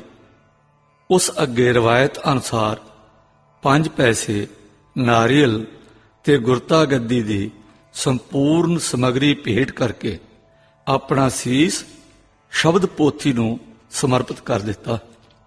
ਨਿਰੰਕਾਰੀ ਜੋਤ ਜੋ ਅਨਹਦ ਨਾਦ ਸ਼ਬਦ ਤੋਂ ਆਰੰਭ ਹੋਈ ਸੀ, ਉਹ 10 ਜਾਮੇ ਸਰੀਰਕ ਸਫ਼ਰ ਕਰਕੇ ਆਮ ਮਨੁੱਖਤਾ ਨੂੰ ਸਿੱਖ ਤੇ ਫਿਰ ਸਿੱਖਾਂ ਨੂੰ ਖਾਲਸਾ ਬਣਾ ਕੇ ਮੁੜ ਸ਼ਬਦ ਰੂਪ ਵਿੱਚ ਅਭੇਦ ਹੋ ਗਏ। ਖਾਲਸੇ ਲਈ ਹੁਕਮ ਕਰ ਗਏ ਕਿ ਪ੍ਰਤੱਖ ਦਰਸ਼ਨ ਖਾਲਸੇ ਦਾ, ਪਰਚਾ ਸ਼ਬਦ ਦਾ, ਓਟ ਅਕਾਲ ਦੀ। ਅੱਗੇ ਤੋਂ ਸਰਬੱਤ ਸਾਧ ਸੰਗਤ ਦੀ ਅਗਵਾਈ ਤੇ ਸਰਪ੍ਰਸਤੀ ਸ੍ਰੀ ਗੁਰੂ ਗ੍ਰੰਥ ਤੇ ਦਰਸ਼ਨਾਰਥ ਸ੍ਰੀ ਖਾਲਸਾ ਪੰਥ ਕਰੇਗਾ।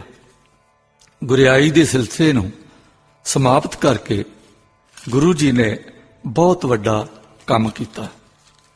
ਗੁਰੂ ਜੀ ਬੜੇ ਤਜਰਬਾਕਾਰ, ਦੂਰ ਅੰਦੇਸ਼ ਤੇ ਪਾਰਦਰਸ਼ੀ ਸਨ। ਉਹ ਸੁਚੱਜੇ ਤੇ ਨਿਪੁੰਨ ਸਨ। ਸਮੇਂ ਦੀ ਨਬਜ਼ ਦੀ ਪਛਾਣ ਰੱਖਦੇ ਸਨ। ਇਸੇ ਕਰਕੇ ਉਹਨਾਂ ਬੜੀ ਸਿਆਣਪ, ਸੁਘੜਤਾ ਤੇ ਦੂਰ ਅੰਦੇਸ਼ੀ ਨਾਲ ਇਸ ਸਿਲਸਿਲੇ ਨੂੰ ਸਮਾਪਤ ਕਰਕੇ ਖਾਲਸਾ ਪੰਥ ਨੂੰ ਆਉਣ ਵਾਲੀਆਂ ਗਿਰਾਵਟਾਂ ਤੋਂ ਬਚਾ ਲਿਆ। ਇਹੋ ਹੀ ਕਾਰਨ ਹੈ ਕਿ 300 ਸਾਲ ਪਿੱਛੋਂ ਵੀ ਖਾਲਸਾ ਧਰਮ, ਜਿੱਥੋਂ ਤੱਕ ਇਸ ਦੇ ਮੁੱਢਲੇ ਅਸੂਲਾਂ ਦਾ ਸੰਬੰਧ ਹੈ, ਅਜੇ ਤੱਕ ਵਿਸ਼ੇਸ਼ ਕਰਕੇ ਖਾਲਸ ਹੀ ਹੈ। 5 ਸਿੱਖਾਂ ਨੂੰ ਹੀ ਪਹਿਲ ਦੇਣ ਦਾ ਅਧਿਕਾਰ ਦੇਣਾ, ਧਾਰਮਿਕ ਸਾਂਝੀਵਾਲਤਾ ਦੀ ਪਰੰਪਰਾ ਦੀ ਨੀਂਹ ਤੇ ਨਵੀਨ ਬਰਾਦਰੀ ਦੀ ਸਥਾਪਨਾ ਸੀ। ਇਸ ਤਰੀਕੇ ਨਾਲ ਗੁਰੂ ਡੰਮ ਤੇ ਗੁਲਾਮੀ ਜੇ ਮਾੜੇ ਤੇ ਭਿਆਨਕ ਰੋਗ, ਜਿਸ ਦੇ ਨਮੂਨੇ ਹਿੰਦੂਆਂ ਵਿੱਚ ਆਮ ਵੇਖੇ ਜਾਂਦੇ ਸਨ ਤੇ ਜੋ ਬ੍ਰਾਹਮਣੀ ਧਰਮ ਦੀ ਸਿੱਖਿਆ ਨੇ ਪੈਦਾ ਕੀਤੇ ਸਨ, ਦਾ ਉੱਕਾ ਹੀ ਖਾਤਮਾ ਕਰਨਾ ਸੀ। ਇਹ ਅਜਿਹਾ ਉਦੇਸ਼ ਸੀ ਜਿਸ ਲਈ ਗੁਰੂ ਜੀ ਸਾਰੀ ਉਮਰ ਹੀ ਜੂਝੇ ਤੇ ਕਿਸੇ ਤਰ੍ਹਾਂ ਵੀ ਇਸ ਤੋਂ ਅਵੇਸਲੇ ਨਹੀਂ ਸਨ ਹੋ ਸਕਦੇ। ਜਿਸ ਪ੍ਰੇਮ ਭਰੇ ਦਿਲ ਨਾਲ ਗੁਰੂ ਜੀ ਨੇ ਕੰਮ ਕੀਤਾ, ਜਿਸ ਸੱਚੀ ਤੇ ਦਿਲੀ ਲਗਨ ਨਾਲ ਉਹਨਾਂ ਨਿਰੰਤਰ ਯਤਨ ਜਾਰੀ ਰੱਖਿਆ, ਜਿਸ ਦਰਦ ਭਰੇ ਦਿਲ ਨਾਲ ਉਹਨਾਂ ਆਪਣੇ ਮਿਸ਼ਨ ਨੂੰ ਆਰੰਭਿਆ ਤੇ ਪ੍ਰਚਾਰਿਆ, ਜਿਸ ਜੋਸ਼ ਤੇ ਉਤਸ਼ਾਹ ਵਿੱਚ ਉਹਨਾਂ ਆਪਣੇ ਪਰਿਵਾਰ ਤੇ ਆਪਣੇ ਖੂਨ ਦੀ ਗਰਮੈਸ਼ ਤੇ ਲਹੂ ਡੋਲਿਆ, ਉਹ ਸਭ ਯਤਨ ਸਫਲ ਹੋਏ। ਉਹ ਬਾਬਰਾਦ ਗਏ ਤੇ ਕਾਮਯਾਬ ਗਏ। ਉਹ ਸਭ ਕੁਝ ਕਰ ਗੁਜ਼ਰੇ ਜਿਸ ਦਾ ਵੀ ਉਹਨਾਂ ਸੰਕਲਪ ਧਾਰਿਆ। ਖਾਲਸਾ ਜੀ, ਕੀ ਤੁਸੀਂ ਜਿਉਂਦੀ ਜਾਗਦੀ ਗੁਰੂ ਜੀ ਦੀ ਕਾਮਯਾਬੀ ਦੀ ਗਵਾਹੀ ਮੌਜੂਦ ਨਹੀਂ? ਗੁਰੂ ਜੀ ਨੂੰ ਆਖਰੀ ਸਮੇਂ, ਭਾਵ ਜੋਤੀ ਜੋਤ ਸਮਾਉਣ ਸਮੇਂ ਪੂਰਨ ਭਰੋਸਾ ਤੇ ਤਸਕੀਨ ਸੀ ਕਿ ਉਹ ਆਪਣਾ ਕੰਮ ਕਰ ਚੱਲੇ ਹਨ, ਆਪਣਾ ਫਰਜ਼ ਪੂਰਾ ਕਰ ਚੱਲੇ ਹਨ। ਜਿਸ ਫਰਜ਼ ਦੀ ਅਕਾਲ ਪੁਰਖ ਨੇ ਉਹਨਾਂ ਨੂੰ ਆਗਿਆ ਕੀਤੀ ਸੀ, ਉਸ ਨੂੰ ਉਹਨਾਂ ਅਧੂਰਾ ਤੇ ਅਧਵਾਟੇ ਨਹੀਂ ਛੱਡਿਆ। ਉਹ ਅੰਤਮ ਸਮੇਂ ਹਰ ਤਰ੍ਹਾਂ ਪ੍ਰਸੰਨ ਤੇ ਸ਼ਾਂਤ ਚਿੱਤ ਸਨ ਤੇ ਕਿਸੇ ਤਰ੍ਹਾਂ ਵੀ ਉਦਾਸੀ ਤੇ ਗਮੀ ਉਹਨਾਂ ਦੇ ਚਿਹਰੇ ਤੇ ਨਹੀਂ ਸੀ। ਸ਼ਿਵਾਜੀ ਮਰਹੱਟਾ ਗੁਰੂ ਜੀ ਦਾ ਸਮਕਾਲੀ ਹੀ ਸੀ। ਸ਼ਿਵਾਜੀ ਨੂੰ ਜੋ ਸਫਲਤਾ ਪ੍ਰਾਪਤ ਹੋਈ, ਉਸ ਨਾਲ ਟਾਕਰਾ ਤੇ ਤੁਲਨਾ ਕਰਕੇ ਇਹ ਸਿੱਟਾ ਕੱਢਿਆ ਜਾਂਦਾ ਹੈ ਕਿ ਗੁਰੂ ਜੀ ਨੂੰ ਕਾਮਯਾਬੀ ਨਹੀਂ ਹੋਈ। ਪਰ ਇਹ ਨਤੀਜਾ ਉੱਕਾ ਹੀ ਨਿਰਮੂਲ ਤੇ ਗਲਤ ਹੈ। ਅਜਿਹਾ ਨਤੀਜਾ ਕੱਢਣ ਤੋਂ ਪਹਿਲਾਂ ਸਾਰੀਆਂ ਘਟਨਾਵਾਂ ਉੱਪਰ ਵਿਚਾਰ ਕਰਨੀ ਤੇ ਉਹਨਾਂ ਨੂੰ ਘੋਖਣਾ ਬੜਾ ਹੀ ਜ਼ਰੂਰੀ ਹੈ, ਜਿਨ੍ਹਾਂ ਬਗੈਰ ਸਹੀ ਸਿੱਟਾ ਕੱਢਣਾ ਅਸੰਭਵ ਹੈ। ਸ਼ਿਵਾਜੀ ਜੋ ਕੰਮ ਕਰਦਾ ਸੀ, ਉਸ ਵਿੱਚ ਵੀ ਕੌਮੀ ਭਲਾਈ ਦਾ ਅਵਸਰ ਸ਼ਾਮਲ ਸੀ, ਪਰ ਉਸ ਦੀ ਸਾਰੀ ਸ਼ਕਤੀ ਤੇ ਯਤਨ ਦੇ ਪਿੱਛੇ ਸਵਾਰਥ ਤੇ ਨਿੱਜੀ ਪ੍ਰਾਪਤੀ ਹੀ ਸਮੋਈ ਹੋਈ ਸੀ। ਗੁਰੂ ਗੋਬਿੰਦ ਸਿੰਘ ਜੀ ਦਾ ਉਦੇਸ਼ ਨਿਰੋਲ ਨਿਸ਼ਕਾਮ ਸੀ। ਆਪਣੇ ਲਈ ਰਾਜ ਭਾਗ ਤੇ ਤਾਕਤ ਹਾਸਲ ਕਰਨ ਲਈ ਜਹਾਦ ਕਰਨਾ ਵੱਖਰੀ ਗੱਲ ਹੈ, ਤੇ ਇਸ ਨੀਅਤ ਨਾਲ ਅੰਦੋਲਨ ਕਰਨਾ ਤੇ ਇਨਕਲਾਬ ਲਿਆਉਣਾ ਕਿ ਹਿੰਦੁਸਤਾਨ, ਹਿੰਦੂ ਜਾਤੀ ਦੇ ਸਾਰੇ ਮੁਲਕ ਨੂੰ ਹੀ ਆਜ਼ਾਦ ਕਰਵਾਇਆ ਜਾਵੇ ਤੇ ਦੇਸ਼ ਦੇ ਦੁਸ਼ਮਣਾਂ ਨੂੰ ਦੇਸ਼ ਵਿੱਚੋਂ ਕੱਢ ਦਿੱਤਾ ਜਾਵੇ, ਬਿਲਕੁਲ ਹੀ ਨਵੀਂ ਅਤੇ ਵੱਖਰੀ ਗੱਲ ਸੀ।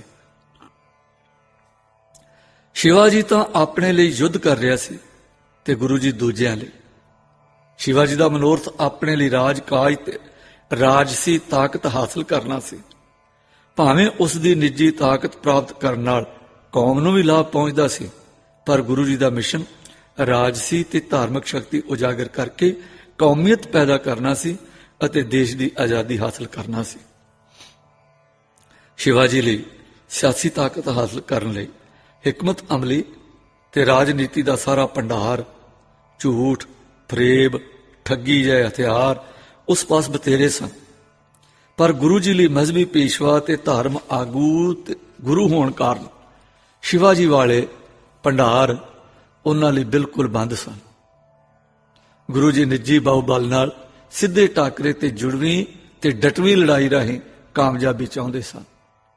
ਸ਼ਿਵਾਜੀ ਦੀਆਂ ਜਿੱਤਾਂ ਉਹਨਾਂ ਦੁਆਲੇ ਆਦਮੀਆਂ ਦੀ ਭੀੜ ਆਪ ਮੁਹਾਰੀ ਖਿੱਚਦੀ ਤੇ ਜੋੜਦੀ ਸੀ, ਪਰ ਗੁਰੂ ਗੋਬਿੰਦ ਸਿੰਘ ਜੀ ਨੂੰ ਜਿੱਤਾਂ ਜਿੱਤਣ ਲਈ ਆਦਮੀ ਪੈਦਾ ਕਰਨੇ ਪੈਂਦੇ ਸਨ, ਪ੍ਰੇਰਨੇ ਪੈਂਦੇ ਸਨ, ਤਿਆਰ ਕਰਨੇ ਪੈਂਦੇ ਸਨ।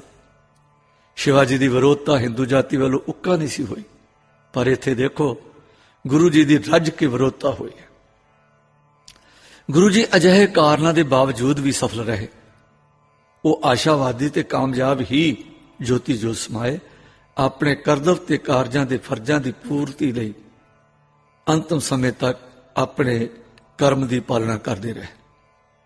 ਉਹ ਜਿਸ ਖੇਤੀ ਨੂੰ ਦਿਲ ਦੇ ਖੂਨ ਨਾਲ ਤਿਆਰ ਕਰ ਰਹੇ ਸਨ, ਉਸ ਨੂੰ ਸਰਸਬਜ਼ ਤੇ ਲਹਿਰਾਉਂਦਾ ਛੱਡ ਕੇ ਗਏ। ਇਹ ਖੇਤ ਪ੍ਰਫੁੱਲਤ ਤੇ ਸਰਸਬਜ਼ ਹੀ ਤੁਰਿਆ ਆਉਂਦਾ ਹੈ ਤੇ ਉਹਨਾਂ ਦੇ ਅਹਿਸਾਨਾਂ ਹੇਠਾਂ ਹਿੰਦੂਆਂ ਦੀਆਂ ਗਰਦਨਾਂ ਸਦਾ ਹੀ ਝੁਕੀਆਂ ਤੇ ਨੀਵੀਆਂ ਹੀ ਰਹਿਣਗੀਆਂ। ਇੱਥੇ ਅਸੀਂ ਕੁਝ ਗੁਰੂ ਜੀ ਦੇ ਵਿਸ਼ੇਸ਼ ਗੁਣਾਂ ਦਾ ਜ਼ਿਕਰ ਕਰਨਾ ਚਾਹਾਂਗੇ।